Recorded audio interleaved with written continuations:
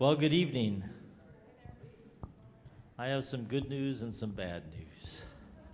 Which would you like to hear first?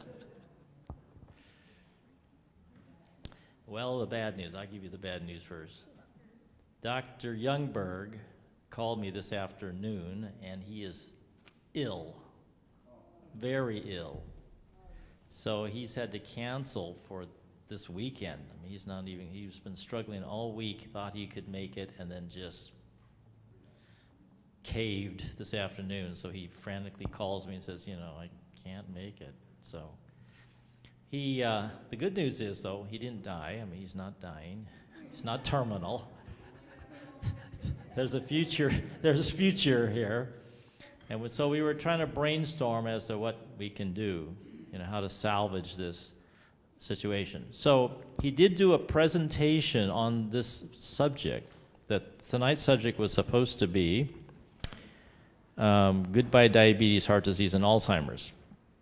And he's been actually moving in, concentrating more on preventing Alzheimer's, dementia, those issues lately, concentrating more on brain health. And he did a presentation not too long ago in Michigan. And it's got a long title, Battle for the Mind, Unlocking the Code of Brain Health, Steps to Prevent Alzheimer's Disease and Reverse Memory Loss. So we've been able to transmit that, download it, and so we're going to show you that tonight. Tomorrow morning, he was supposed to speak. We were going to have to cancel that, obviously. And which you know, sometimes things work out. We will still have a great healthy potluck lunch, though, after the church service. That is going to go. That's the really good news. So we'll have a very healthy, whole food, plant-based meal after our worship service tomorrow. Then tomorrow night at 5:30, I'll do the information sessions. Instead of him doing a full presentation of some sort, I'll do an information session about the Diabetes Undone program, and then we'll have people that want to sign up for the program can do so. So you talk about all the things that can go wrong. You know, this is not a great time for me personally anyway. My mother is dying in the hospital. Going to be going on hospice care tonight. The Diabetes Undone people were supposed to ship the materials Wednesday and to arrive today. They did not arrive. So when I called them up before they closed, they said, oh, we missed that one. So we're trying to get someone to drive it down tomorrow afternoon. So we're having all of these issues, you know, it's like, fun time, but I'm not stressing. It's gonna be what it's gonna be.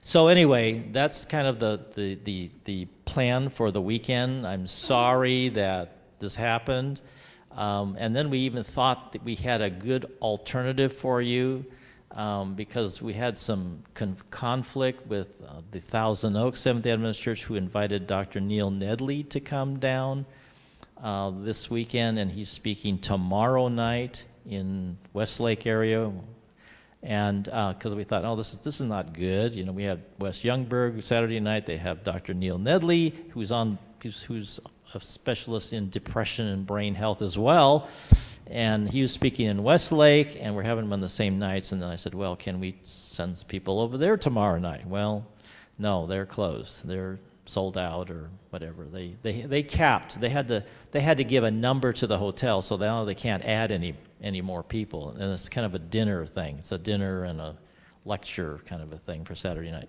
So that wasn't even an option that we could send you to. So unfortunately, we don't have that option for you. We thought, well, maybe that would work out, but no. So anyway, if you're not really into this and what's happened, you won't hurt our feelings if you need to leave and have something else. I think you'll enjoy the presentation by Dr. YoungBerg. He's always a good presenter, even by video. And so we'll go ahead and show that. And then if you have any questions about how the rest of the weekend's going to occur, let me know. But as far as us signing up, we're still planning on doing that. We're still running the program starting on Monday night. Okay? Before we start, though, I just want to offer a blessing for you. Father in heaven, we just thank you again for allowing us to be here to learn about that marvelous structure called the brain that you created us with, that separates us from the animals, that gives us the power to think and to do and to make decisions. And you've created us with such a wonderful instrument that can be used for mighty things, but unfortunately can be used for not so good things. But many of us realize that that power and influence can be modified and influenced and degraded over time. And yet you've, through people and science and discoveries, have been able to give us keys and information that can help us preserve the most precious thing that we can have, is that's the power to think and to do and to remember. For that is what we can carry with us for a long, long time.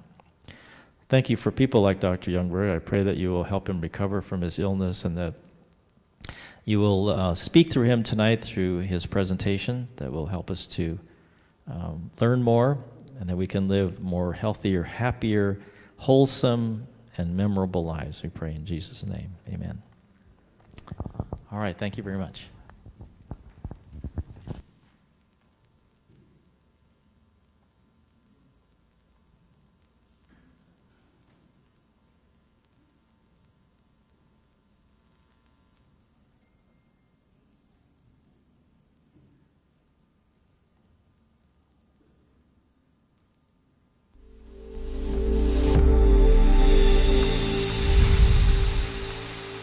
Thank you all for your patience. This actually is one of my favorite topics. And so I know that you'll be glad when it's over that you stayed and endured the humidity and the heat and the weight. So I want to actually begin by being a little nostalgic. By reminiscing years ago. When I was in fifth grade, I was a student at the village school. The village SDA school, and I was a member in this very church. And one day we lived on Greenfield Drive, as my parents still do. Somehow my parents had, they always had something going on, right? That was always hard to keep up with them, and I still can't keep up with them. My mom was 90 years old, right? And so they had gone early to some speaking event on Sabbath. And so I said, I'm in fifth grade. I can walk to church. It's not that far. It's less than a mile and a half. And so I'm walking to church, and my little dog Curly, a Pomeranian poodle, started following me. So I tell her, go home. So I follow her back. She go home, and then I got about halfway to church, and there I see her following me again on Capar Lane. And so I finally realized I'm just going to let her come to church with me. And that's exactly what I did. She followed me to church, and I picked her up and brought her into Sabbath school and brought her into church. And man, was I the life of the party that day. All the friends and the girls wanted to pet my dog, so I felt pretty good. One other nostalgic experience that you might get a kick out of is one late evening, I guess, before sunset. I was riding my 10-speed Fuji Special Road Racer at the age of 14. I was just screaming down Capar Lane, and I was coming to the village church to participate in the Pathfinders event. And I wanted to make sure that I got here on time. So I was just cruising along down Capar Lane, and then I decided, rather than go to the end of Capar and make a right on the 31, I just took a shortcut through the parking lot. How many of you remember the Dodge Hagen Suds root beer stand right out here. Right? All right. Right? All right. A lot of you. Well, I certainly remember it because this is what happened to me. I must have been going at least 30, 35 miles an hour, just screaming through there. And as I was going through the parking lot, I was leaning hard to the left in order to make the corner. And as I was leaning, I was putting weight on my right leg. And I was going between those cement blocks in the parking lots. And my foot hit one of those cement blocks. And it catapulted me in the air. And I landed a lane and a half into Highway 31. And as I'm flying through the air, I'm looking this way, looking that way, and I rolled out of it, and I bounced back, and I stood as I watched cars going by, looking at me, what's this kid doing? And so I almost lost my life right outside here in the village church. I'm grateful to God that I'm with you tonight. To talk about this so important topic of unlocking the code for brain healing strategies to prevent Alzheimer's and reverse memory loss. I'm going to start with some numbers for you today. Out of the 7 million people in the United States currently today who have dementia, a full 5.4% of them have Alzheimer's. Alzheimer's is by far the most common form of dementia.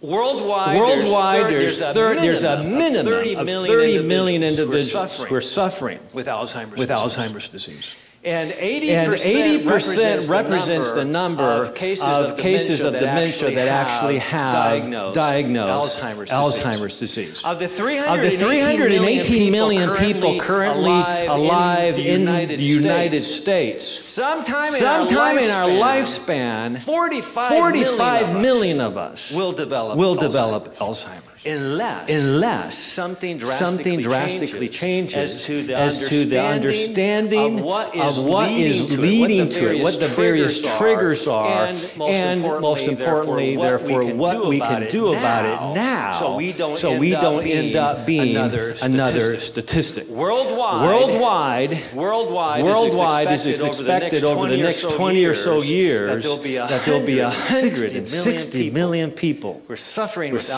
Alzheimer's. The average individual who has Alzheimer's requires 3 full-time equivalent people to take care of them. 3 8-hour shifts. So this is a tremendous emotional and time-consuming and economic burden on society. And so, I'm thinking about this. I'm 55 years old, and within another 10 years, one out of 5 of people my age or older will have Alzheimer's. By the time we reach age 85. 40 to 50% of us age 85 or older have Alzheimer's disease. Mom, where are you? You're 90. And I know you don't have Alzheimer's disease because I can't keep up with you. And so I want to be like Mom. I want to be like her. And now, just in case you have this concept about yourself that you're not at risk. It's important to understand that researchers are now telling us, based on available scans and multiple studies, that by the time we're age 40, and I'm looking through the crowd, and that's about 95% of us, 40 or over, we already essentially all of us already have visible, measurable levels of beta amyloid plaque in our brains. All right?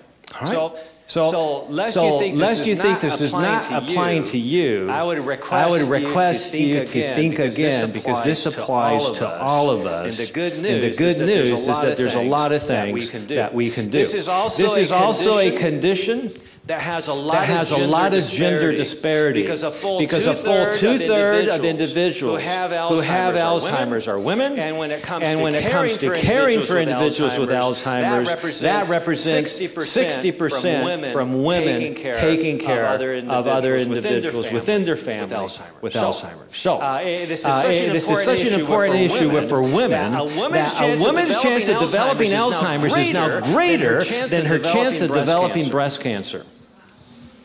So we need to switch from pink to the Alzheimer's color, because that is a serious issue, especially since zero represents the current viewpoint of the available cures for Alzheimer's. Now I'm going to share with you this evening some hope. Especially given the fact that if we look at the top three causes of premature death and disability in the United States, number one is heart disease, number two is cancer, and you can argue between those two a little bit, but number three now is considered to be Alzheimer's disease. Don't think that Alzheimer's disease is just this thing that happens, that changes the way we relate to the world, but it doesn't actually lead to premature death. One of the scariest things, though, about Alzheimer's is that when individuals are actually diagnosed with it, they actually live with it for many years, much of the time. But it's still, whether it causes premature death or not, we're now learning that it does.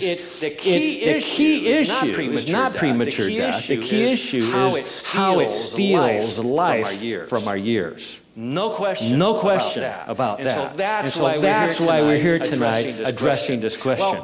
Well, there's a wonderful Jewish proverb that essentially says, "He who cherishes understanding prosper." And I'm preaching to the choir tonight because I know that you are all here because you're seeking greater understanding of what you can do individually to help lower your risk and even potentially help reverse memory loss that you've started experiencing, but also to be a support to those around us. Because after all, that's what God wants us to do, doesn't He? He wants us to live the life in such a way that we can share this information with others and be of service to God and our fellow man and attract them to a better way. All right. So just a couple years ago, I read a study that was a paradigm shifter. This opened my eyes to new possibilities, what I could do with my patients, and how I could encourage everybody that would listen on what can happen in dealing with issues of Alzheimer's. So in September of 2014, Dr. Brenneman and others from the Mary Easton Center for Alzheimer's Disease and Research, Department of Neurology, University of California, Los Angeles, published a study in the medical journal Aging. And this was a novel study. In fact, they called it a reversal of cognitive decline. Did you get that? Reversal of cognitive decline, a novel therapeutic program. So this is so unheard of up until this point that basically I suspect that the reviewer said you got to put some other word in there to make everybody realize that this is really out of the ordinary. This is novel. And so this is essentially what Dr. Dale Bredesen, he was actually working with the Department of Alzheimer's Research, but he's also a major neurologist who recently was asked to give grand rounds at the Cleveland Clinic. In fact, March 15 of 2016, I had the privilege to be one of the online participants to this very grand rounds done by Dr. Dale Bredesen at the Cleveland Clinic, which is the first major medical institution to establish a center for functional medicine. Functional medicine that is focusing on the actual causes of disease rather than just trying to focus on addressing the symptoms of disease. Now here's actually a picture from the very grand rounds, and after Dr. Bredesen gave his talk, Dr. Mark Hyman, who the chairman of the Center for Functional Medicine at the Cleveland Clinic. They had a discussion about this very topic. Now, some of you may not be aware of Dr. Mark Hyman, but his formal training was in emergency medicine. He's a very gifted emergency medicine physician. And then something happened. Something happened that really rocked his world. Because he developed a chronic, debilitating disease. That all his training that was so effective in helping people in crisis and helping people with major medical emergencies could do nothing to help. And that caused him to step back and explore other understandings of dealing with disease that aren't just based on the acute care model. And from that, he recognized that he had to expand his understanding as to the actual multiple causes of disease, especially chronic disease, because no longer can we rely on the one cause, one cure concept that works for many conditions, many infectious conditions, etc. But it absolutely does not work. It is invalid in the context of chronic disease. Chronic disease requires a system-wide approach, a network-based approach that looks at as many possible gaps in the healing system and seeks to plug each of those gaps up, seeks to basically mend those holes in our metabolic system. And the more of those that we mend, the better off we're going to be. So our task clinically is to figure out as many of the challenges that we have to the internal environment of our body. So whenever a new test comes available, I test it on myself, and I rejoice when I find another problem with my health. I'm not being facetious. I rejoice. Why? Because now I have one more avenue to improve my health. Because see, if you go to your doctor and you get a clean bill of health every single time, you have learned nothing. Well, you've learned that you haven't progressed into one of those common conditions yet. But you have learned nothing on how to prevent the next step, right? And so the goal is to dig deep enough to find where our Achilles heel is. And we have multiple of them.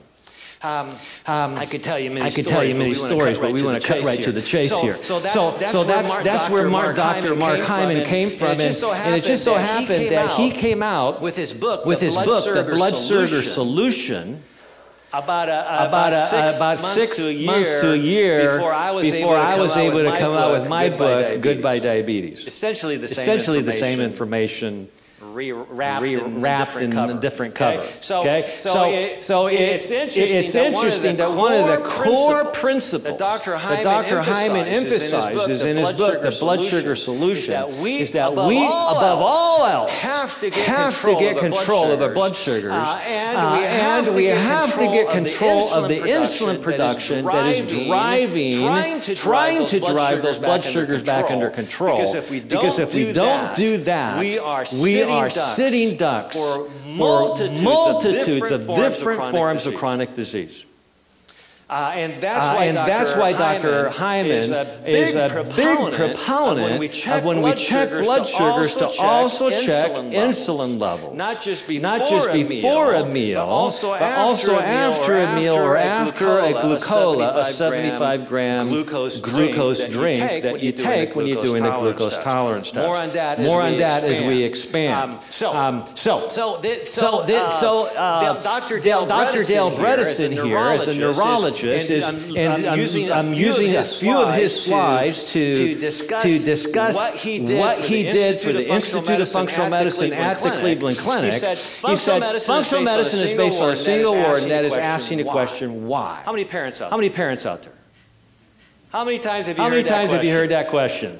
Man, I have three kids, and it's like it drives you crazy. Well, why is that? You want a child that asks that question. Because unless you learn to ask the question like your little kids do, you're not going to figure out what's wrong with you. You have to ask repeatedly the question, why? I don't want to follow a cookbook strategy to treatment. I want to really understand why this specifically relates to me and my problem and how that's going to work given my individual risk factors. This is basically part of the expanding field of lifestyle medicine. I'm so proud that I had the opportunity to be on the ground floor of establishing the American College of Lifestyle Medicine about 11 years ago, when a group of us like-minded health professionals got together at Loma Linda University and said, we need to provide leadership in founding this college of lifestyle medicine for healthcare professionals of all walks of life. And we struggled, and we almost went bankrupt a couple of times. But now it is an international society for health professionals, and over 1,000 people, health professionals, are attending this conference on a yearly basis. And so lifestyle can be used as a therapeutic intervention to prevent, arrest, and often reverse disease. And I'm suggesting to you tonight that when we're dealing with the diseases of the nervous system, diseases of the brain, there's great potential available to actually reverse, especially the early phases of these conditions. So there's no other medicine that can prevent as much as 80% of all chronic diseases. That's lifestyle medicine. This is something that many of you have understood all your life. And it's exciting to see this becoming a worldwide paradigm shift. Essentially, the American College of Lifestyle Medicine is working to treat the cause. And I would add there that we need to make that a plural. Treat the cause. Because there's not one cause. Unless you're lumping in all of lifestyle strategies under one. Okay. So back to Dr. Bredeson's study, that initial pilot study that was published in the journal Aging. Essentially, let me just review it briefly with you. He said that neurodegenerative disease therapeutics has been arguably the field of greatest failure in biomedical therapeutics development. Patients with other chronic illnesses such as cardiovascular disease, osteoporosis, HIV, and even cancer have access to more effective therapeutic options than those with Alzheimer's. In Alzheimer's treatment, there is not a single drug that gives anything beyond a marginal, unsustained symptomatic effect with little or no effect on disease progression. This isn't something that was discussed years ago. This is right now. This is the status of where we are right now with regards to Alzheimer's disease. We have to have a whole different paradigm, or we're going to get nowhere with this. So why do we care?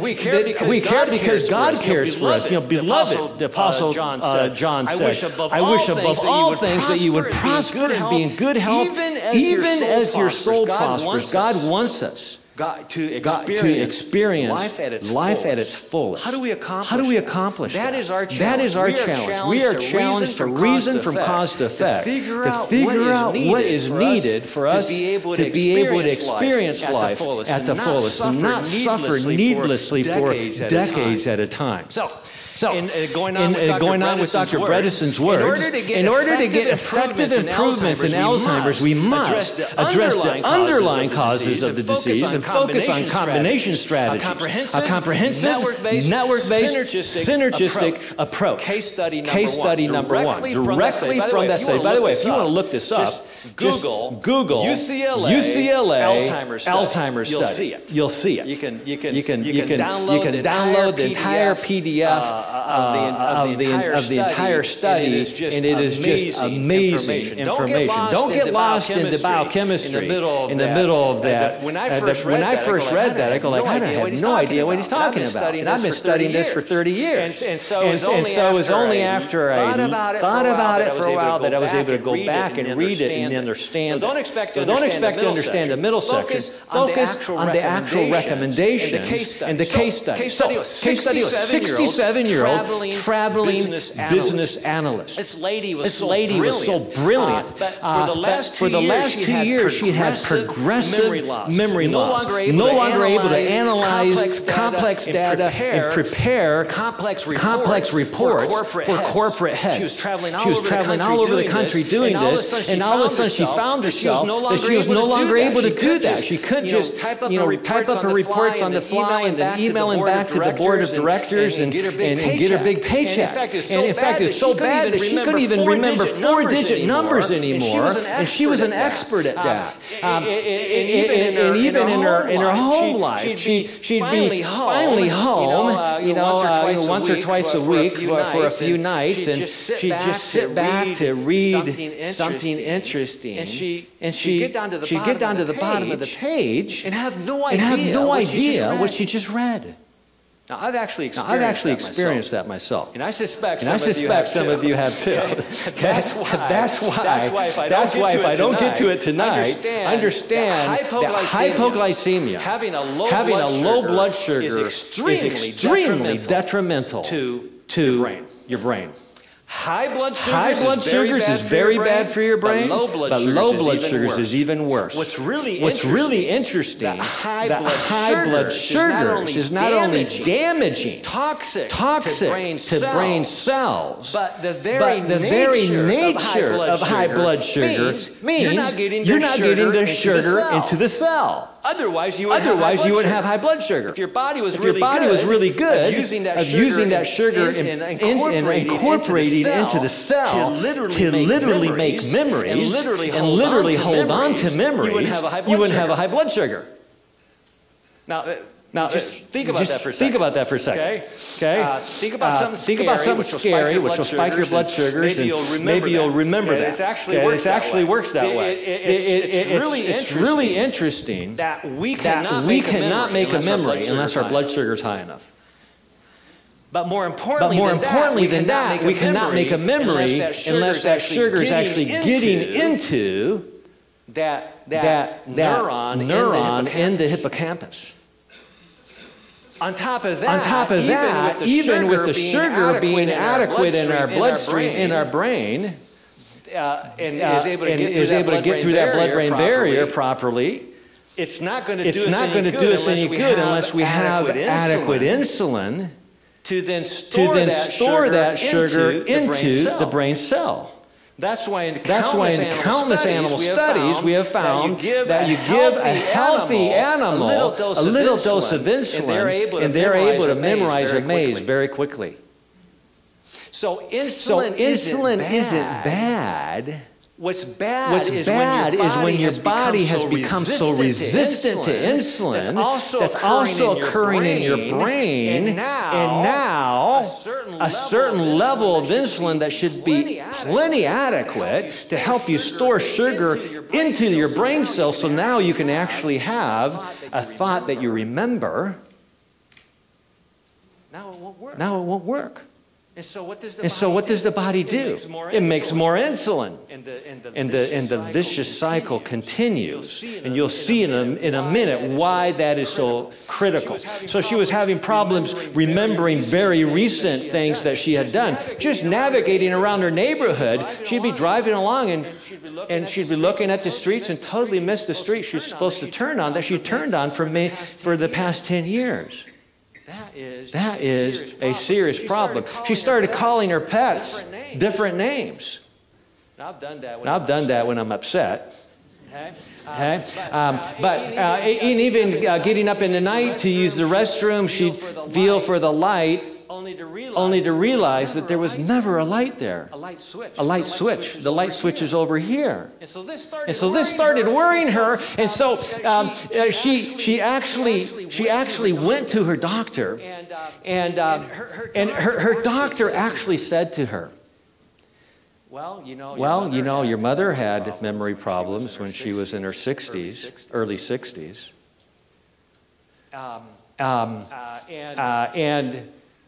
Because that was her biggest fear, because she had seen her mother in her early 60s have severe dementia. She had lived in a nursing home for dementia for almost 20 years before she passed away in her early 80s. She didn't want to have any part of that life. She had witnessed it personally as a daughter for 20 years. And so she goes to her doctor and just pours her heart out, and her doctor says, well, you know, your mother had this problem. You have all the symptoms. There's nothing we can do for you. Now, when it came to medication management, he was 100% correct. There's essentially nothing valid, nothing really worth doing, according to the research, other than research, right? And so she was so upset that she immediately went to try to get long-term insurance. But of course, the long-term insurance, the company, did their homework, right? That's their job. They did their homework, and they pulled the charts from all her medical visits, and they saw that her doctor had put on the chart memory problems. Denied. Now she doesn't have long-term health care insurance or long-term insurance in general. And so she essentially felt suicide was her best option. She called a friend to commiserate and to basically just say, you know, this is my last hurrah. I can't live like this. I can't live expecting what is about to happen to me.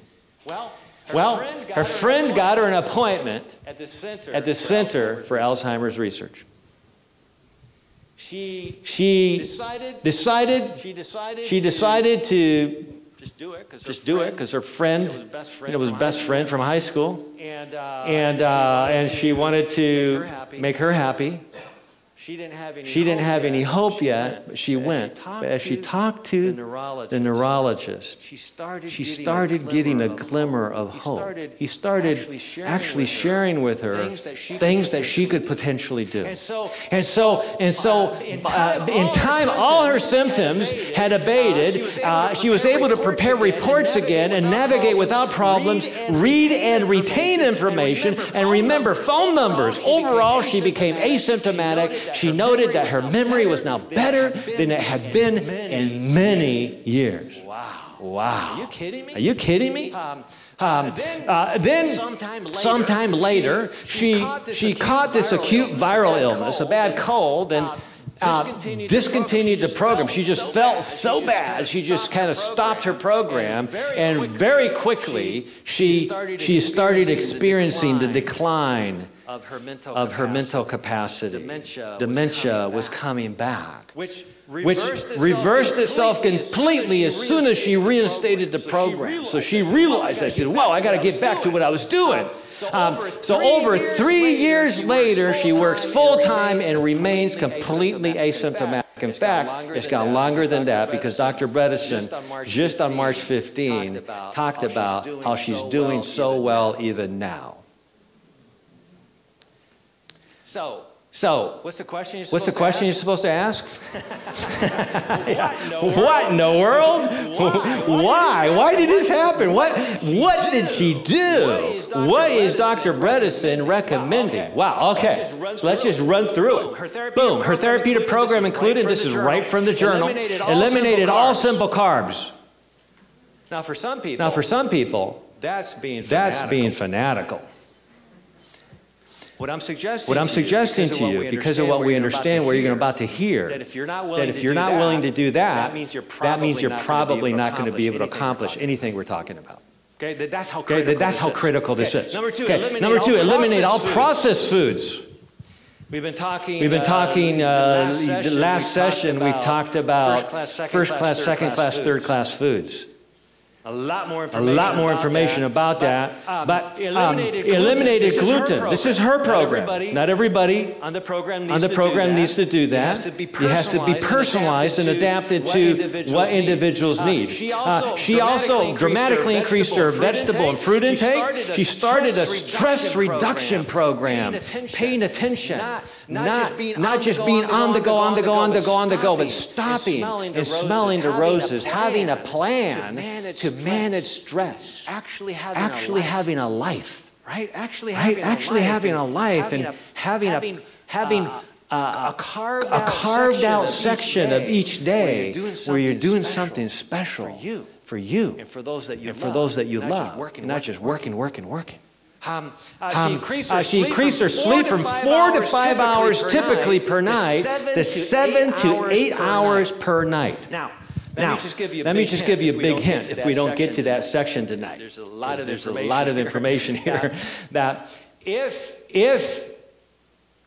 you do not figure out how to do that right, don't expect to improve. Now, don't give up. Don't get up and walk out yet. Because I get it. I've been helping patients with this for many years, and I'm not saying it's easy. It's not easy. If somebody struggles with sleep, there's a lot of good reasons for that. And many times people have a hard time figuring out what those underlying factors are. What I would suggest is you as the chairperson of your health care board, you need to figure it out. You need to network and put together a board of directors that you chair to give you advice on how to address that problem. Because you got to figure it out. You got to figure it out. You got to figure it out. That's critical. Okay? Everybody in this program that was able to reverse cognitive decline, literally reverse early Alzheimer's dementia, they all worked out a program to get adequate sleep. Your brain cannot detoxify if you don't sleep well. And if you can't detoxify the brain, you're not going to be able to get rid of that toxic beta amyloid plaque. And yes, when you sleep, you can get rid of beta amyloid plaque. When you sleep well, when you sleep deep, when you sleep properly. So that's critically important. She took melatonin, 0.5 milligram at bedtime to actually increase her deep sleep. Now, not everybody needs melatonin. Not everybody can handle melatonin. This was her program, right? It's just a common sense thing to try, especially if it's a problem, if sleep is a problem. She took methylcobalamin, or B12, 1,000 micrograms daily. This is, by the way, a common, prudent recommendation for anybody who's vegetarian, especially if they're 100% plant-based. But see, there's a real sensitivity in the vegan and plant-based community about this issue of B12. Because you see, somehow it suggests that if you really need a supplement, that your diet really isn't that healthy. But that's absolutely a misapplication of the science. Because the reality is, it doesn't matter how much animal products you consume or how much dairy you consume, chances are you need more vitamin B12. In other words, we're all in the same boat. Just like the vitamin D question, everybody should be getting some supplemental vitamin B12. The studies have been out there for 20 years.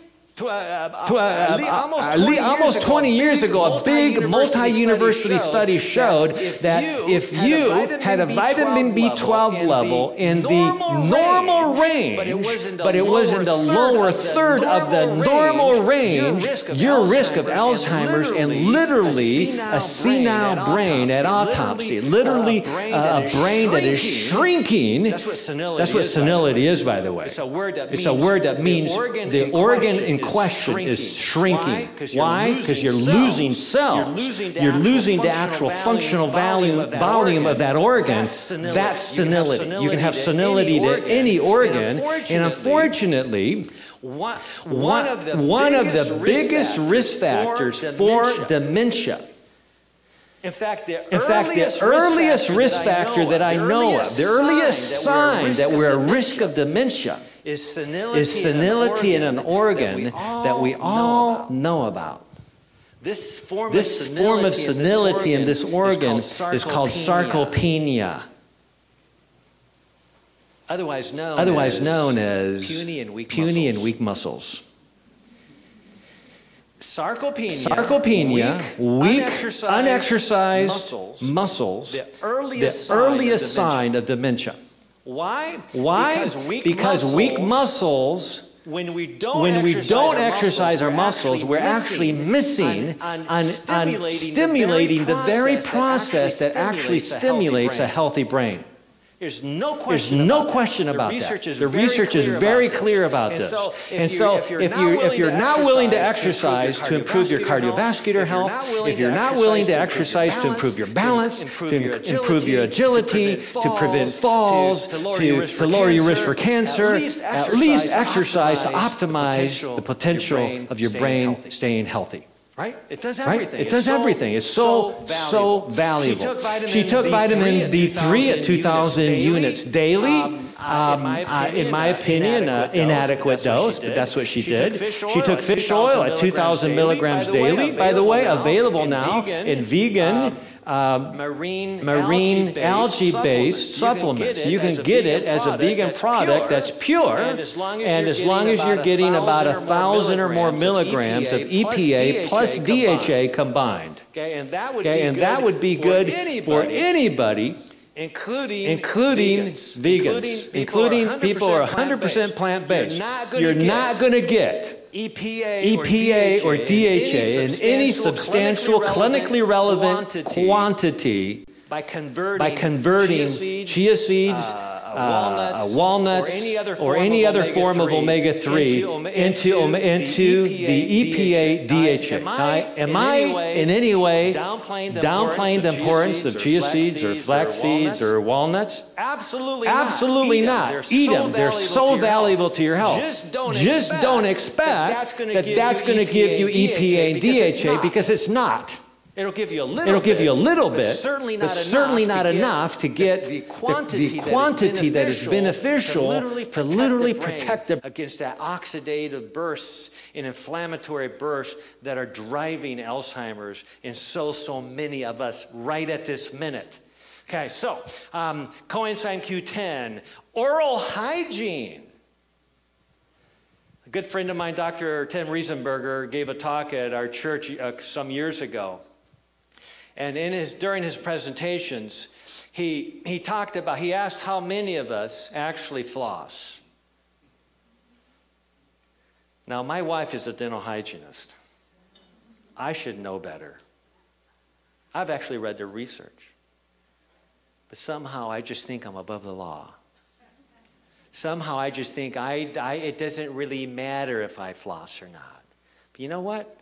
If you don't floss, you're at greater risk of heart disease, of cancer, of Alzheimer's, whatever. Why? Because not flossing means you're more likely, depending on many factors, but more likely to have inflammatory changes in your body that go systemic, including to the brain. Take care of your teeth. Oftentimes, it's the weakest part of an individual's healthcare plan. They think it's all cosmetic, and it's really not that important to health, but it's critically important to health, because many people, their level of body-wide inflammation is almost entirely due to the fact that they have gingivitis or periodontal disease that is driving multiple chronic diseases and the risk of autoimmunity and many other conditions. So, yeah, I'm talking myself into it. I need to floss. Okay? And that's what she did. She had developed a planned, regular, consistent oral hygiene program. She reinstated appropriate hormone replacement therapy. Very controversial, because she had stopped it back in 2002 when that Women's Health Initiative had basically scared everybody away from hormone replacement. But there's very simple and effective ways to use bioidentical strategies that greatly limit risk, and yet still appropriately for the individual, if you work with your doctor and you see an appropriate place for it, bring that in. So that was part of the plan. That was part of her neurologist protocol. Okay, then she went on a 12-hour intermittent fast every evening between dinner and breakfast. And I'd like to suggest to you that this is a powerful strategy to improve your health in many, many respects. That means that after 7 o'clock, roughly, you don't put another morsel of food in your mouth until breakfast the next morning. Nobody's going to starve to death, right? Now, that's assuming some things. If some of you are having a hypoglycemic reaction because you used a little bit more insulin than you realized you needed, or whatever reason, use common sense, right? If your blood sugars are crashing, you can't say, well, I still got 6 hours of my 12-hour fast left.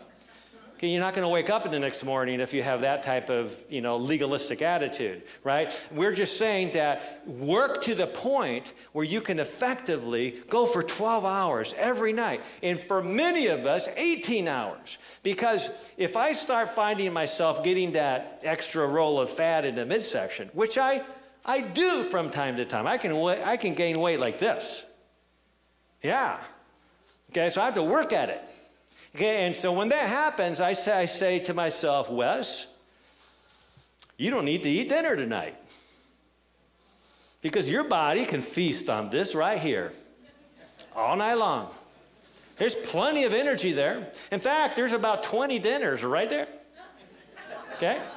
Okay? And so I just come to accept the fact, joyfully, of course, no negative thoughts here, that for the next week, 2, or sometimes 3 weeks, I got to get myself back in gear, and I just don't need that third meal of the day. I eat a good breakfast, a good lunch, and then I go on my 18-hour intermittent fast. And you know what happens when you do that? Your body starts to become very effective and efficient at burning fat, which, of course, is the whole goal. Since, as Dr. David pointed out earlier today, 2/3 of the U.S. population are overweight, so most of us could actually benefit from carefully and effectively adapting a program like that. In fact, some of the best weight loss centers in the world, their main rule is no food after 2. That's kind of their main rule. And man, that works, because the body burns that food up that you eat for breakfast and lunch much more effectively than any food you eat in the afternoon or evening. So your metabolism greatly increases. Okay, so a minimum of a 12-hour fast, intermittent every evening for adults. Okay, exercised 30 minutes or more 4 to 6 times a week. So that's her protocol. Now. Okay, take a deep breath. You're thinking, are you kidding me? That's a lot of stuff. Now show me one thing that she did that doesn't make sense when properly applied to the individual. You really can't argue with any of it. And so how long do you think it took for her brain to start working properly again? See, because this is a constant challenge. That we believe that once the brain has a problem, it's always going to have a problem. Really? You really think that God made the most important and most complex organ of the universe that we understand, the brain, that he made that so that it couldn't heal? I don't believe that for a second. Just a week and a half ago, I'm playing basketball, having a good time. And I go and make a move, and somebody kicked me really hard right in the calf. And I turn around, and nobody was there. And that scared me, because I knew what that meant. And so hoping against hope that my eyes weren't working properly, I say to my buddies, what do you guys kick me? And they looked at me like I'm an idiot, right? I said, we weren't anywhere near you, man. And I go like, oh no. Because that meant that my muscle just blew up on me, right? That's what it feels like. And so I'm going like, because I love playing basketball. That's like my passion. 2 to 3 times a week at lunchtime. And so if I decide, is that calf going to heal? Am I still on crutches? You mean a simple muscle can heal, but the brain can't heal? Something that I could go without. I could go without basketball if I had to. I could learn to deal with it. But the brain can't heal? Does that make any sense? Okay, now, okay, but here's the point. What if I said, okay, yeah, but I'm just going to keep playing every day? What if I had that attitude? I'm not going to change anything. I'm just going to keep doing everything that I did like I did before. What's going to happen to my calf? Is it ever going to heal? No, it's going to get more and more and more injured, and I'll progressively decline to the point where I won't even be able to use that leg. In fact, I'll probably start having injuries on my left leg because I'm overcompensating so much. This is true in every aspect of medicine. If we don't address the cause of the problem, of course we're not going to get better. That doesn't mean it's incurable. That doesn't mean that it can't heal. That just means that we haven't stopped to think about why it's not healing. Or that we think that we've done everything necessary, but we actually never actually studied what else I can do. What's missing? What's missing in my therapeutic program? That's what we should be asking. Okay, so how long did it take her for her brain to start working properly and get back to better than she had been before? 3 months. 3 months. Now, that wasn't 3 months of saying, well, I think today I'll just have one piece of cake, right? Or okay, that didn't seem to help me. So tomorrow, I'm going to go for a walk. Well, that didn't seem to really help me. So now, the next day, I'm going to take some vitamin D. Do that for a couple of days. Well, that didn't really seem to help me either. You see where I'm going with this?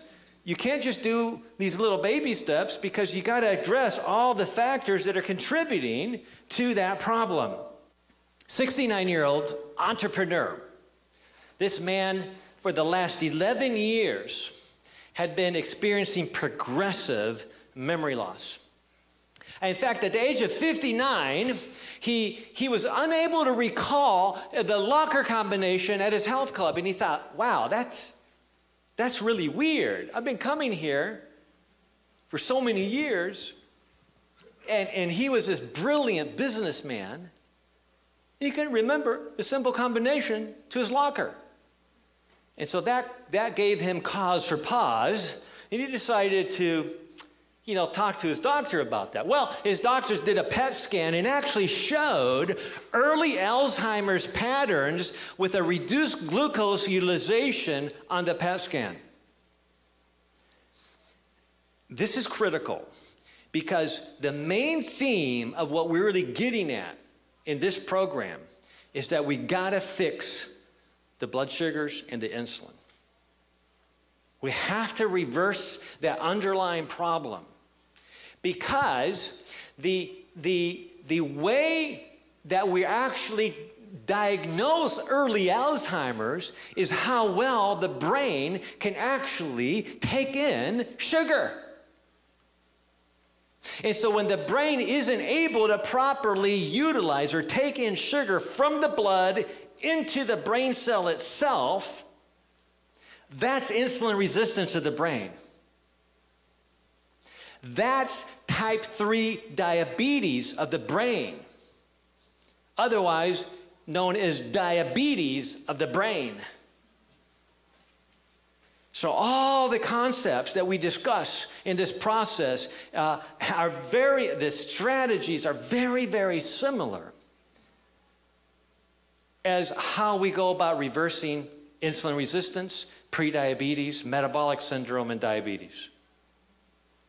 Okay, this is a real important concept, and I'll show you. Okay, so he took the California Verbal Learning Test at the beginning of that at age 58, and he scored at the 85th percentile. And this is, so he was smarter in verbal learning than 84% of the US adults, even after he had already started experiencing dementia.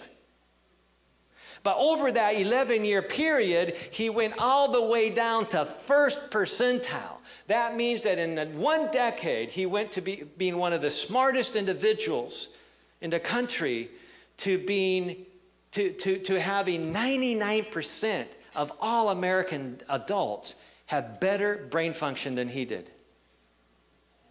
Oh my, how the mighty have fallen. And so he discovered then through additional testing, and I commend him for this, that he actually had a single copy of the Alzheimer's gene, the late onset Alzheimer's gene, apolipoprotein E4. And basically the 3 and the 4 there denote that he had one copy of the ApoE3 gene, which is the normal healthy variant, or the normal gene, I should say, but he had one copy of the 4, the ApoE4, which is a mutated version of the gene that encodes for an enzyme in the brain that is responsible in part for the breakdown of beta amyloid plaque. And just simply having one copy of this gene mutation, ApoE4, increases your risk of Alzheimer's by 500%. But it's completely avoidable.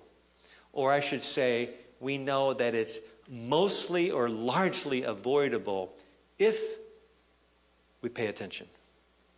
If we address the things that we're now learning are available to us to take advantage of literally renewing our mind.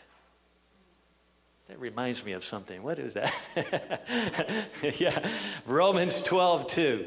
Do no longer conform to the ways of this world, but but basically, so don't conform any longer to the ways of this world, but be transformed by the renewing of your mind. We're giving you information tonight that can actually renew your mind. But you have to be open to it, or it will do nothing at all. Nothing at all. Okay, so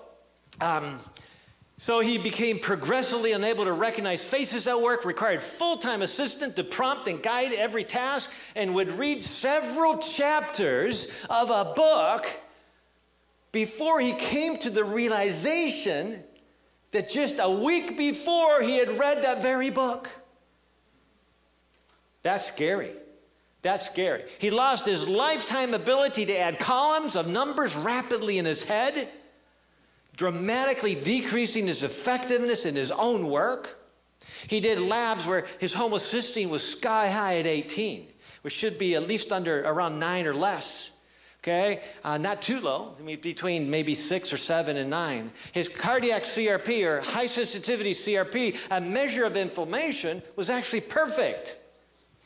Be very careful of determining what your risk is based on one test, because this test would have completely misled him in this case.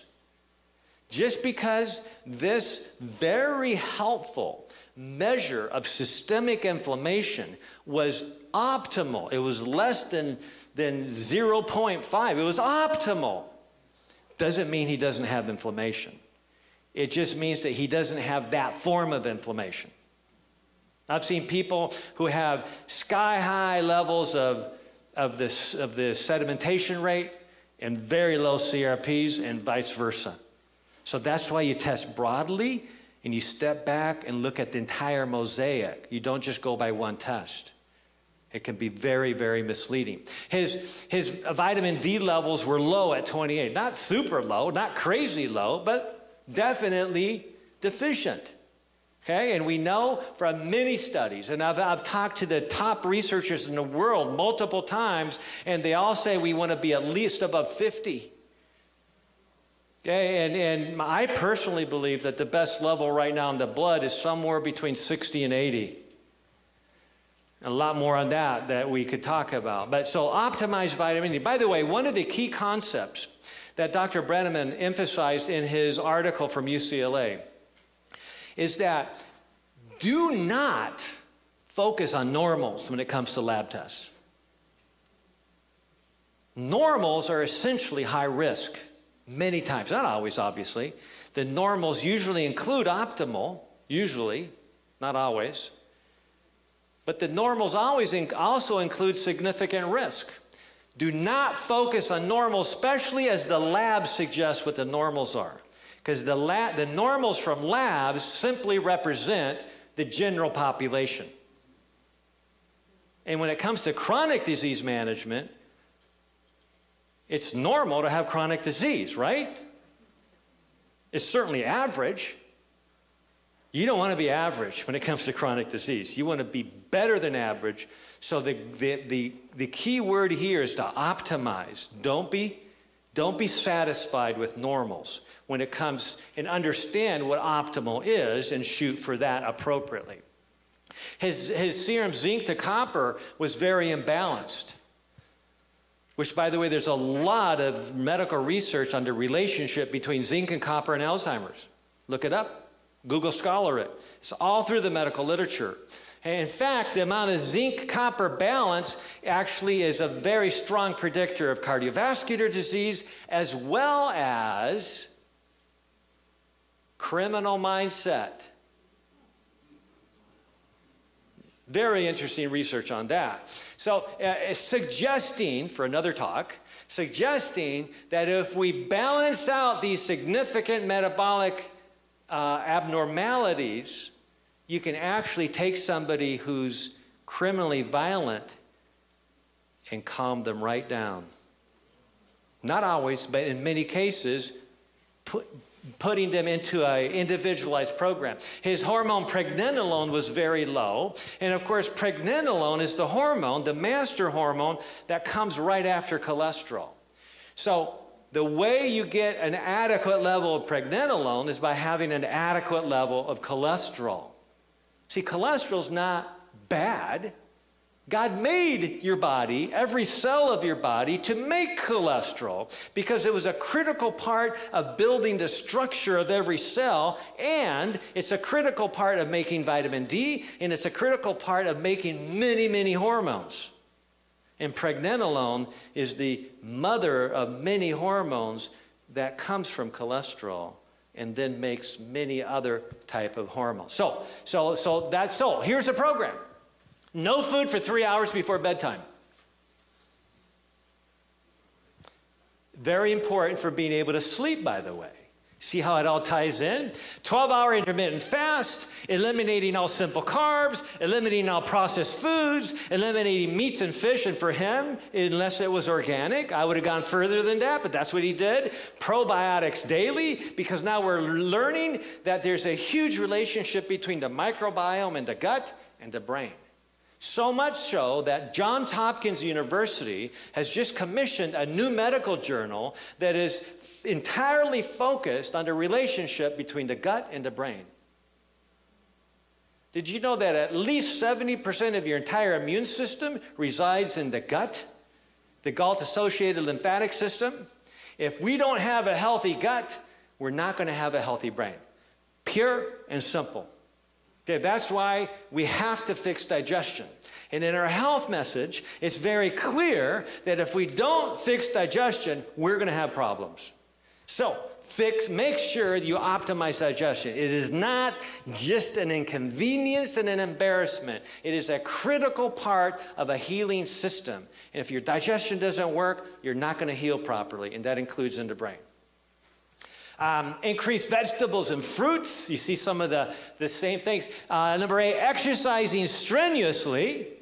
Because he could. Not everybody should exercise strenuously. You do what is reasonable for you, right?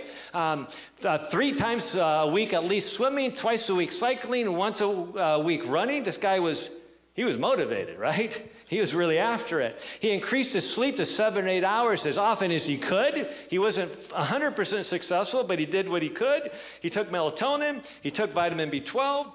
He took methylfolate, he took paradoxal 5-phosphate, a special form of B6 that actually, many people have actually a defective gene, a mutation, to the glutamate enzyme, or the enzyme that breaks down glutamate into GABA.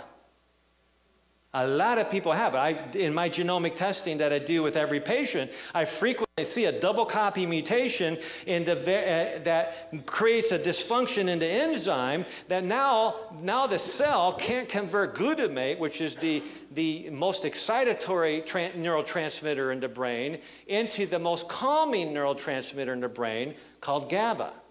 And God created the body in a special way that if there was an imbalance of stress, anxiety, etc., an excitatory neurotransmission, that this enzyme, with the help of vitamin B6, could actually take the most harmful neurotoxic neurotransmitter and actually switch it in one enzymatic action into the most calming neurotransmitter.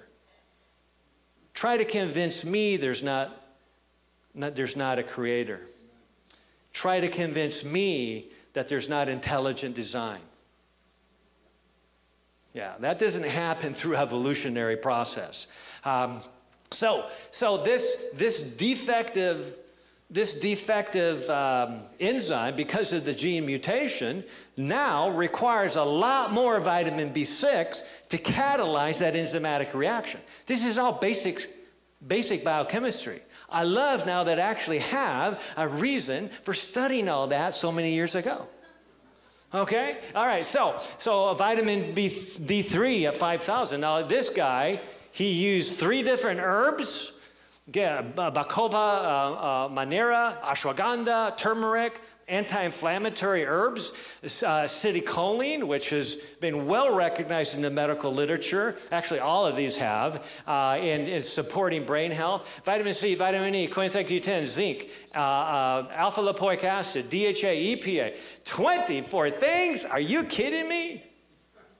You know, there was 2 major complaints in this study.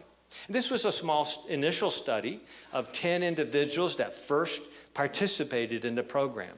He now has over 130 people who've gone through the program with this essentially similar results. 9 out of 10 of that first group of his patients had reversal of cognitive decline. 6 of those 10 that no longer could work because of the great dysfunction that they had, all went back to work, doing better than they had in years. Does that give you just a little bit of hope? Am I saying that anybody with dementia will guarantee that anybody with dementia is going to be able to reverse that in 3 to 6 months?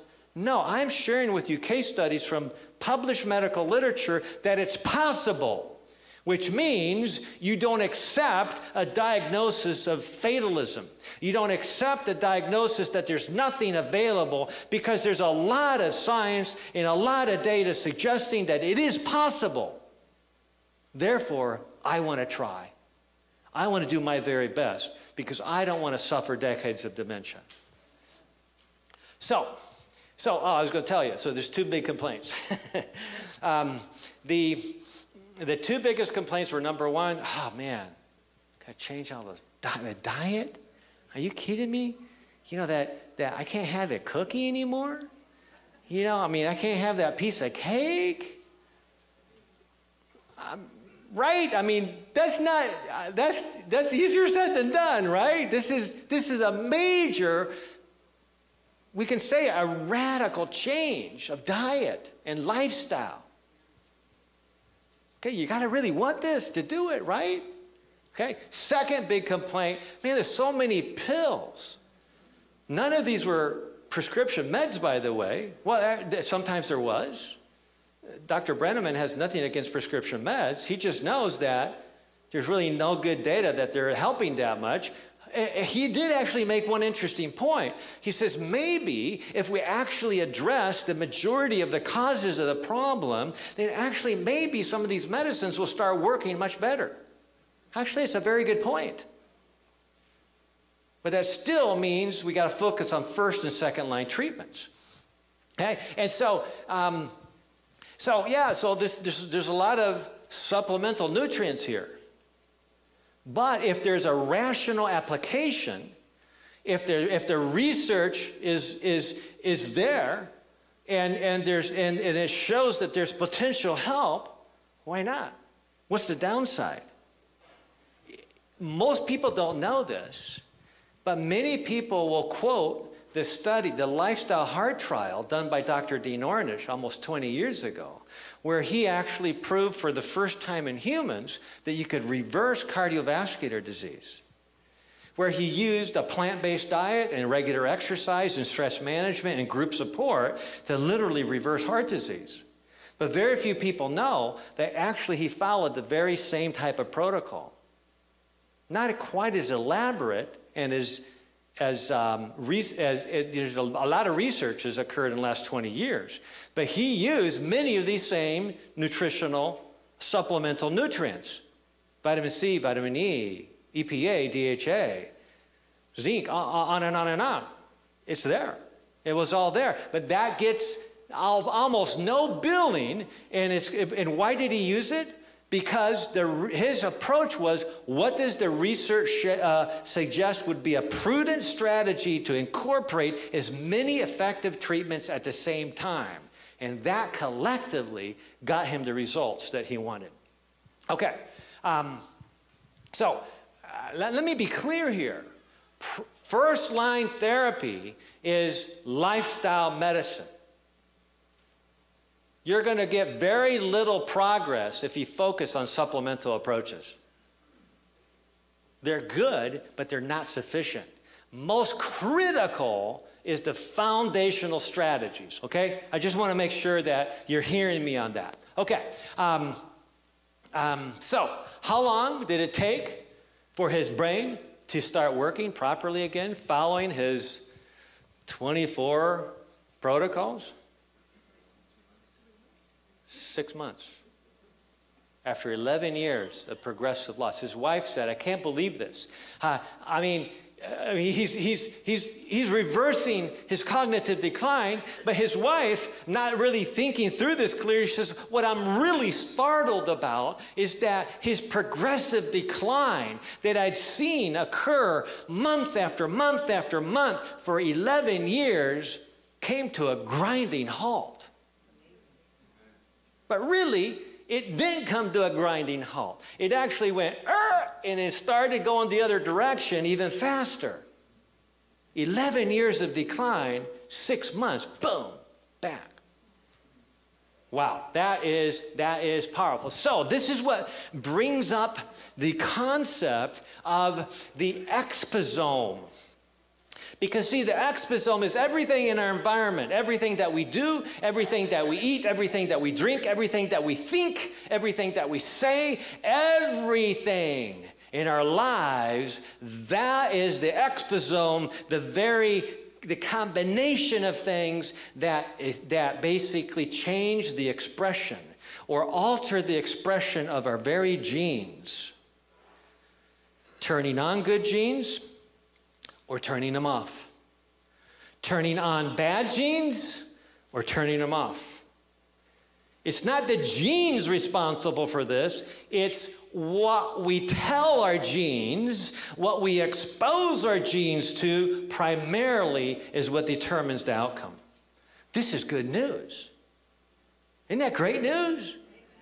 That means we're not captives of our genes in that sense. In fact, we are told to become guardians of our genome, to become masters of our genome.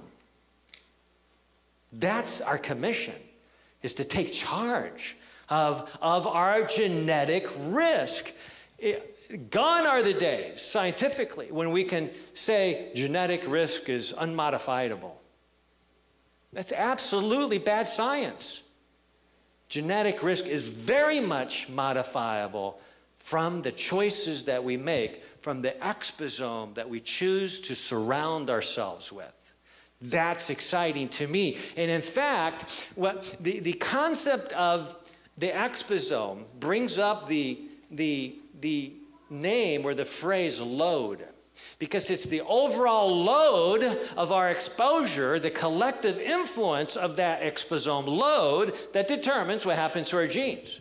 It's not the occasional deed or misdeed, but the trend of a lifetime, somebody once said. So it's not, so we can't be legalistic about that. It's not just, oh, we had that, oh no, there goes our exposome, blow up our genes. No, it's the overall influence that is so much influenced by our attitudes and our emotions and how we choose to think about the world around us and each other, how we communicate with each other, how we talk to each other, how we behave around each other, which, by the way, is significantly influenced by everything else, by what we eat, by what we do, right? So LOAD, late onset Alzheimer's disease, is referred to LOAD. Isn't that interesting? Okay, late onset Alzheimer's disease is related to our exosomal load, which we have control over the vast majority of cases. Now, this is a slide of Dr. Brenneman that he used at his grand rounds at Cleveland Clinic, and he's looked at this and he says, this is what Alzheimer's is. This is what dementia is. It's a roof with 36 holes. Imagine yourself purchasing this large building and thinking to yourself, okay, I got to weatherproof this building. I think what I'm going to do is I'm going to fix that one hole up there at the upper left, you know, that big hole. I'm going to put thousands of dollars into reinforcing that and making sure that not one drop of water gets through that roof, that portion of the roof. Have I accomplished anything by doing that? That's what's happening right now in Alzheimer's. We're actually doing something that may be in of itself helpful, but only if we also do the other things at the same time. Right? If your job is to walk a mile, and every day you walk outside and take one step, and then take a step back, you're never going to walk that mile. So you got to do all of it together. All right, so keep this concept in mind as we're looking at it. So I don't expect you to be able to read this, but this is just a quick picture of the very protocol that Dr. Brenneman put together with all these different, what he had is 25 specific strategies that are general strategies that he thinks about when he works with patients who have Alzheimer's or are at risk. Optimizing the diet, enhancing the ability to produce ketones in the body through that intermittent 12-hour fast. Ketones at night actually help heal the brain. And I always thought that ketones were bad for you. No.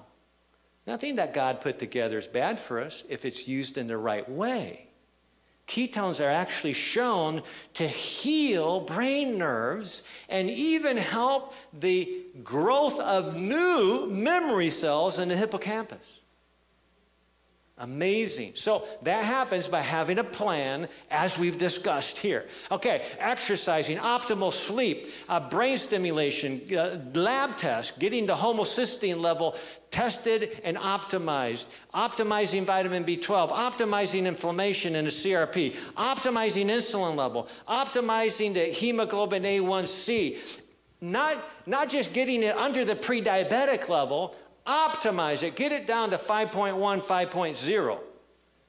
That's the goal. I'm not talking about somebody with diabetes now, okay? That would only be a long-term goal, potentially.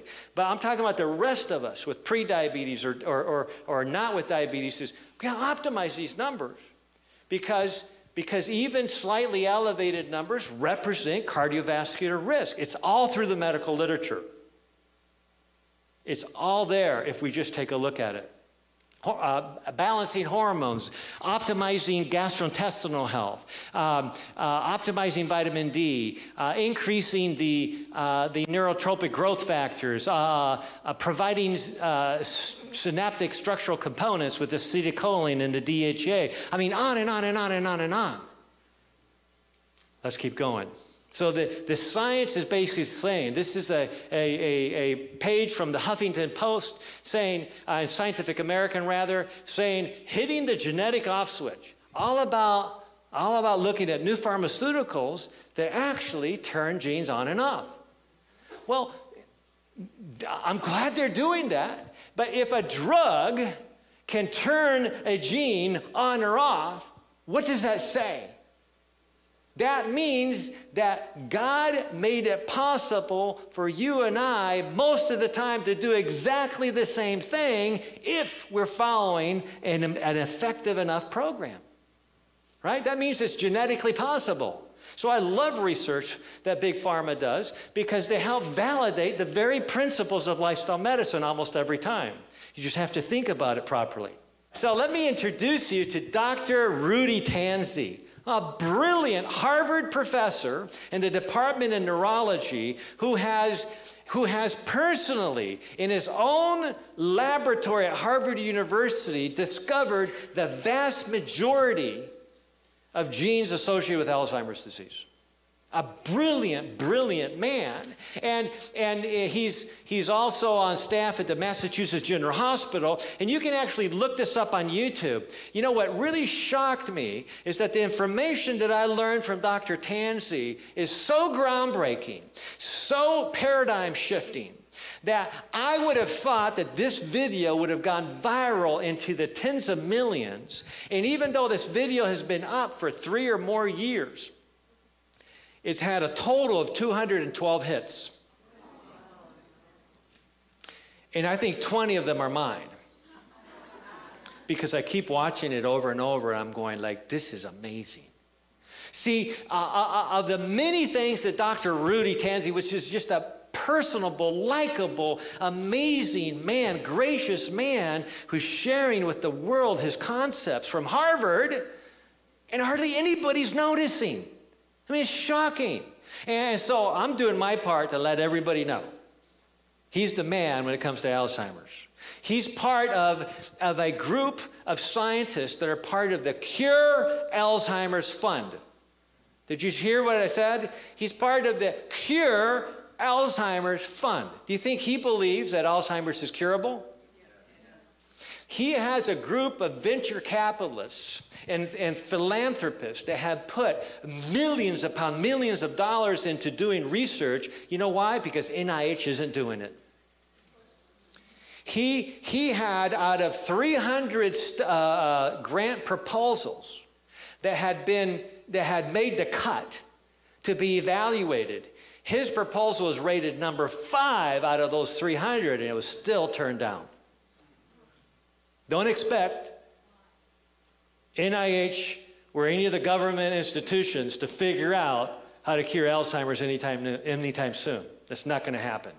That's going to happen from people who are putting money where their mouth is and funding research like the research that Dr. Tanzi is doing at Harvard and other places. So, one of the exciting things that Dr. Tanzi mentioned is that for all intents and purposes, and I had to rewind this about 10 times because when I heard it, it blew my mind. He said that beta amyloid plaque is for all intents and purposes an antimicrobial peptide.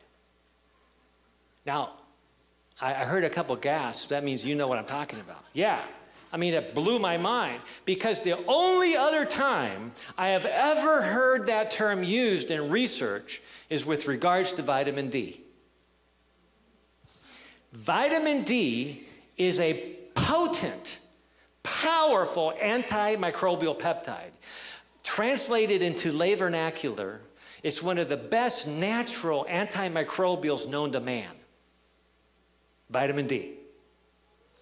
And beta amyloid is right up there with it. Okay, paradigm shift. What does this now say about beta amyloid plaque and its purpose in the human brain? Well, for that matter, it's part of the innate immune system that is in every species. All the lower species, they may only have an innate immune system. They may only be able to produce beta amyloid or some other type of amyloid to protect them against infections, against inflammation, against trauma. It's there to protect our brain. So, is it good or is it bad? So he basically points out that the reason the brain starts cranking out excess beta amyloid is because inflammation of some kind has activated a gene called amyloid precursor protein, APP. And so he named it. Dr. Tansey named it. He says, I wasn't very, creative when I named it. This is the amyloid precursor protein. This is the protein that generates the production of beta amyloid. Why? Because of inflammation. In other words, we have to figure out what is it that's causing inflammation in our body. Because that will cause unhealthy levels of other things being produced that can bring us down. That leads to heart disease, that leads to cancer, that leads to autoimmunity, that leads to Alzheimer's, that leads to type 2 diabetes. And so he's talking about inflammation, and that immediately reminded me. So he said that beta amyloid is an antimicrobial peptide, just like vitamin D. That's why we have to optimize vitamin D, because vitamin D, optimally developed in our bodies, will be able to help the immune system fight against low-grade infections and other forms of inflammation, and therefore it makes sense that the brain doesn't have to start cranking out all that excess beta amyloid that then gets gummed up and starts to lead to wholesale deterioration, starting with the memory centers, the short-term memory centers in the hippocampus, and then spreading through the brain over time. But that's very slow, and our goal is to stop it in its tracks and seek to reverse that process. Inflammation, as presented by Dr. Paul Ziatka, who's the director of the Florida Lipid Institute. I heard him speak 2 years ago in California, and he basically is referred patients by all the cardiologists that are saying, our patients just aren't handling cholesterol-lowering therapies. One of the first things he told me? He says the number one reason the patients can't handle a statin, regardless of what you feel about statin medications. That's not the point right now. The number one reason they can't handle it is because you have low vitamin D levels.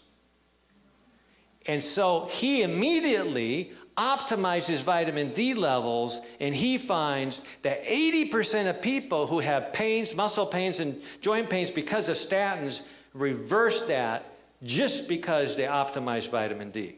And that's just the beginning, folks, about the value of vitamin D. Okay, so he gave this talk, and during this I liked his talk so much we took a picture together. By the way, this was done at a steakhouse. So just a second here. Just a second. Optimizing patient cardiovascular care with optimal lab testing. The Hunter Heart Profile is one of those profiles that looks at advanced cardiovascular risk factors. A brilliant presentation, and we're sitting there eating at a steakhouse, listening about how to take care of cardiovascular patients. And so I wasn't lost in that, and so I thought to myself, how am I going to handle this? So I just quietly excused myself and talked to the waiter, and I said, hey, any chance you could put together a 100% plant-based meal for me? I would really appreciate it if you did. They said, absolutely, sure we can. And so after everybody served their big steak and, with all the whatever, I don't even know what they call it. So about 10 minutes later, everyone's looking like, how come? And then all of a sudden, like 3 waiters come out.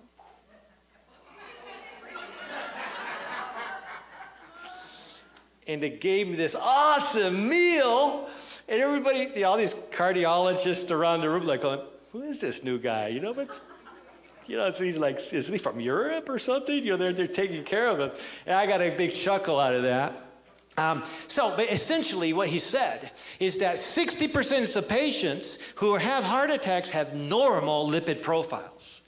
Never assume that because your cholesterol is 150, 160, and your triglycerides are under 100, and your HDL is great, and your LDL is low, that you're not at risk of a heart attack, because 60% of people who have heart attacks have normal lipids. That was his big message. And he's one of the world's leading lipidologists. So he said, besides a lipid panel, the typical cholesterol profile has no ability to identify stroke risk. I was shocked. I said, how can it identify heart disease risk and not identify stroke risk? I couldn't understand that, but that's what the research shows. And so his whole point is that don't just focus on the lipid profile, focus on the advanced risk factors which are picking up inflammation. So I want to look at the top two here in the advanced risk factor markers. The first one is the LPPLA2, otherwise known as the phospholipase A2 or the plaque test. It's literally a measure of the enzyme, phospholipase, that leaks out of plaque-infested artery walls into the bloodstream.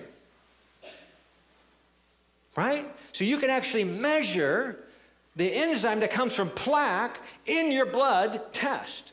Well-established test, and if your level's above 200, you're at high risk. So you see this person has completely optimal cholesterol, and he's got super high risk with the plaque test, which is a specific inflammation in the arterial wall, increasing the risk of plaque rupture and clots and thrombus and heart attacks and strokes, okay? The next test is the HS, or high sensitivity CRP, which looks at inflammation systemically. Not specifically, just anywhere in the blood, everywhere the blood goes. And anything above 2, which has been demonstrated for over 15 years, is a major risk factor for cardiovascular disease and is twice as predictive of a heart attack compared to a high cholesterol. Now, what's really interesting here is that if you have both of those inflammatory markers elevated, you are at 1,100% increased risk of a stroke. And I see this at least once a week. Is that something you'd want to know? Yes. Absolutely. Because it's this type of inflammation that therefore would exponentially increase our risk for dementia and Alzheimer's. Because that's what turns on that amyloid precursor protein to start cranking out unnecessarily high levels of beta amyloid that then the body's immune system can't properly handle. It's like a boil that's gone out of control, and it can't abscess, and it can't leave the body, it can't drain properly, so it just goes out of control, and it just destroys the entire system.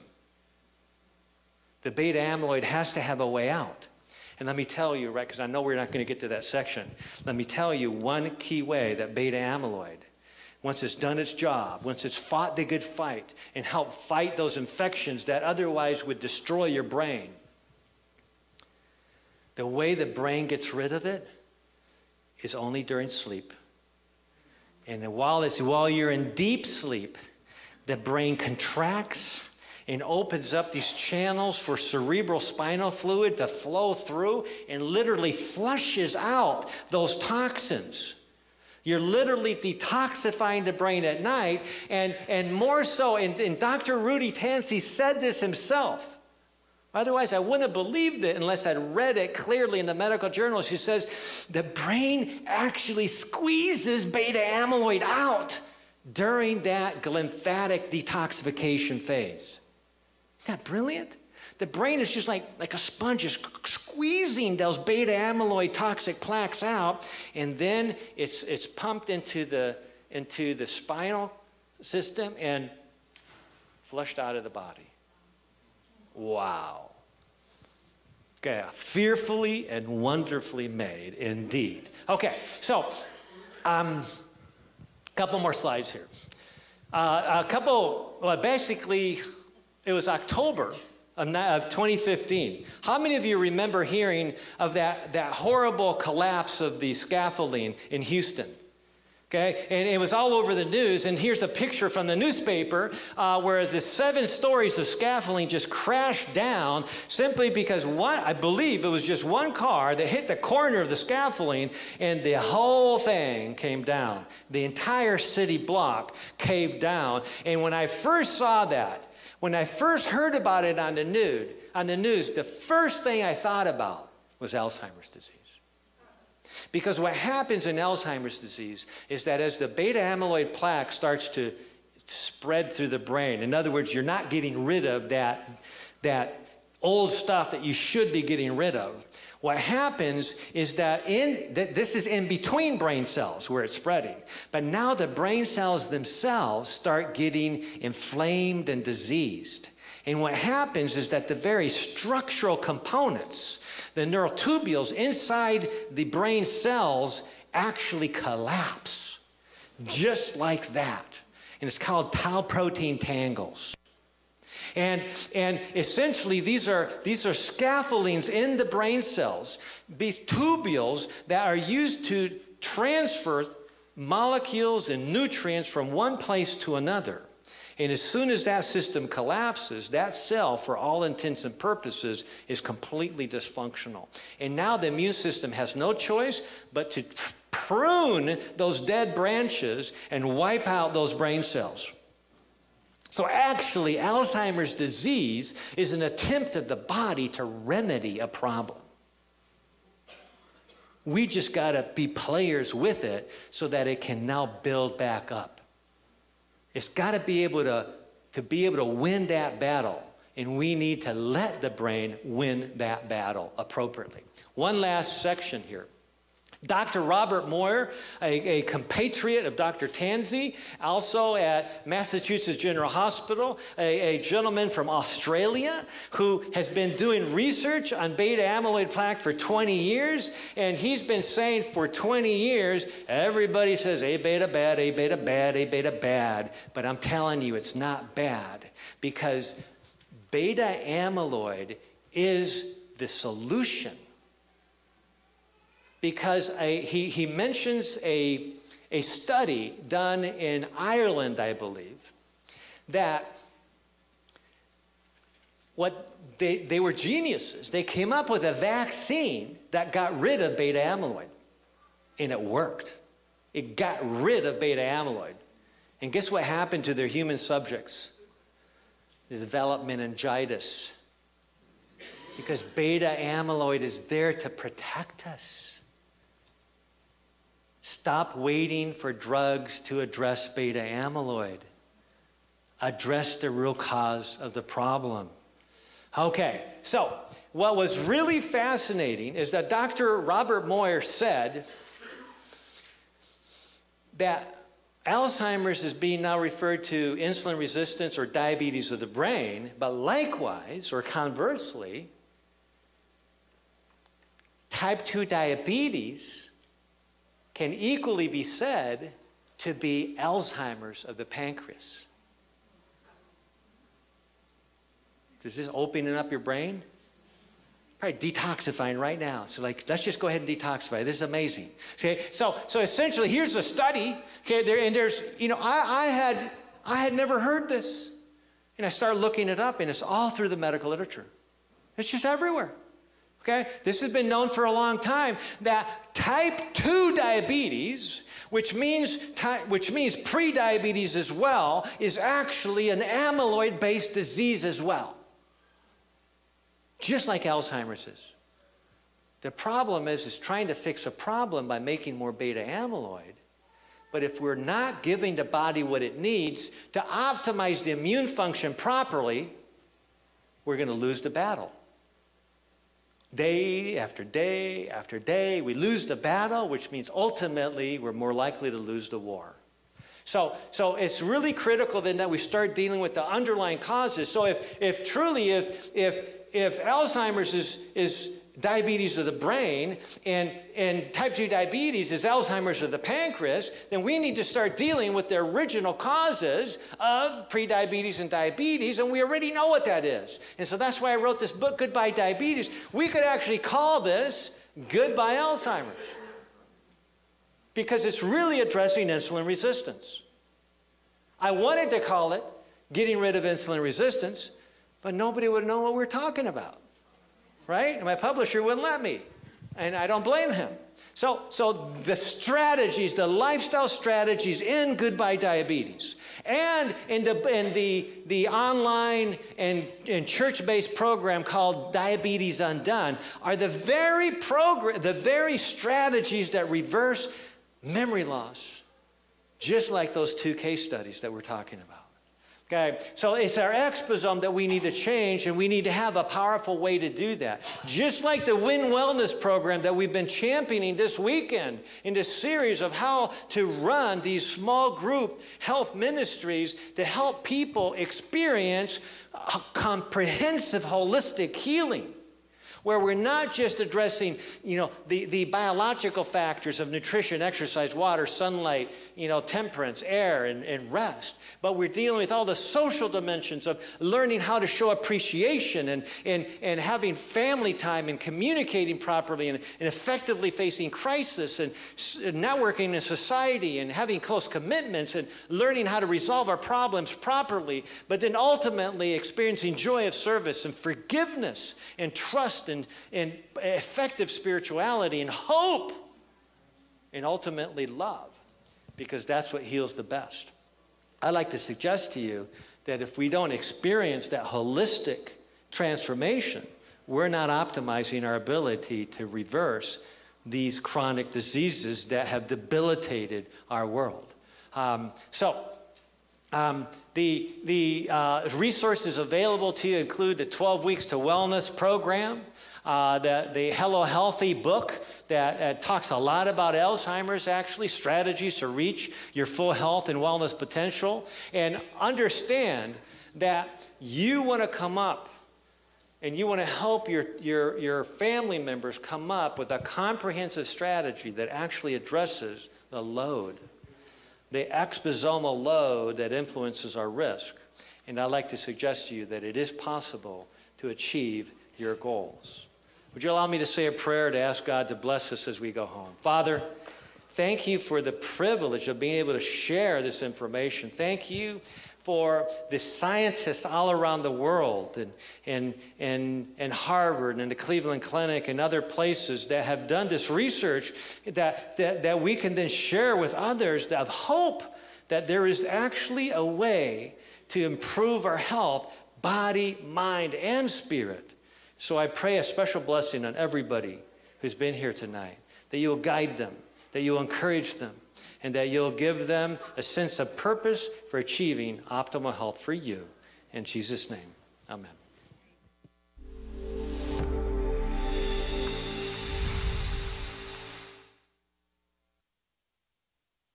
Interesting. That's the first time I've seen that presentation, and we've known for a long time, it's how you look at things, and sometimes they describe things, processes, diseases, and whatever, and they'll say, well, it's associated with this, or we see that, and we sometimes fail to realize that there's another paradigm going on, that just because you see something associated doesn't mean it's the cause. It may be an effect or an associated thing that's going on. So anyway, new information and kind of fascinating information to kind of changes your paradigm a little bit, But we here, this is kind of exciting. I didn't even know he had this ending, because I've never seen this presentation before. And we are embarking for at least our church family here in the new year to do that home program that he's talking about, of developing a holistic approach to life, not just the physical, but the mental, the emotional, the relational, spiritual, all of those things tied together for real optimal health. So it's kind of exciting that he kind of brought that up. We're obviously starting out more formally with the Diabetes Undone program that will start this coming Monday, but also bringing in the other components as well. So it's kind of nice that he kind of tied it up like that so nicely for us. So anyway, so just for those who came in late, Dr. YoungBerg will not be with us live tomorrow morning. There'll be a worship service anyway. We would still like you to come and have a great lunch with us after the worship service, probably be around a little after noon. And we'll do a information session for the Diabetes Undone program and have sign-ups at that time. And for those who haven't paid already, they can do that at that time as well at 5:30. And hopefully we're working on getting the materials here sometime tomorrow so we can start on Monday. So that's the plan. Thanks for coming out, and hopefully we'll see you the rest of the weekend. So anyone have any questions before you go? All right, well, thanks for coming out, and we'll see you later.